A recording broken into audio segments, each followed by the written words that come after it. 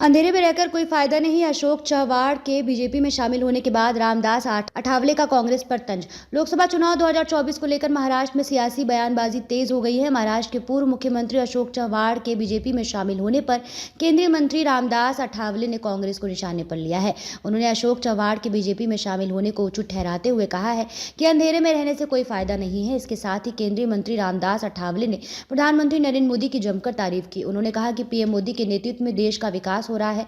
ANI से बातचीत में अशोक चव्हाण के बीजेपी में शामिल होने के बाद केंद्रीय मंत्री रामदास अठावले ने कहा, अंधेरे में रहकर कोई फायदा नहीं है। अंधेरे में आगे नहीं जाया जा सकता। कांग्रेस पार्टी में अब तक पूरी तरह अंधेरा है।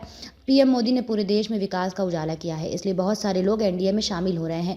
13 फरवरी को बीजेपी में शामिल हुए चव्हाण। गौरतलब है कि महाराष्ट्र के पूर्व सीएम अशोक चव्हाण कांग्रेस से इस्तीफा के एक दिन बाद ही मंगलवार को बीजेपी में शामिल हो गए थे।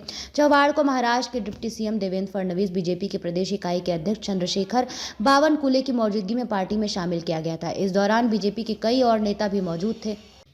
अशोक चव्हाण के बीजेपी में आने के बाद रामदास अठावले ने कांग्रेस पर जमकर भड़ास निकाली। मेरे जीवन की एक नई शुरुआत। चव्हाण बीजेपी में शामिल होने के बाद अशोक चव्हाण ने कहा था कि ये उनके सियासी करियर की एक नई शुरुआत है। चव्हाण ने कहा, मैं कहूंगा कि ये मेरे जीवन की एक नई शुरुआत है। मेरे सियासी जीवन के पिछले 38 सालों में अब मैं एक नई यात्रा शुरू कर रहा हूँ। कुछ अच्छे काम करने के साथ प्रगतिशील विचारों के साथ आगे बढ़ने की चाहत है।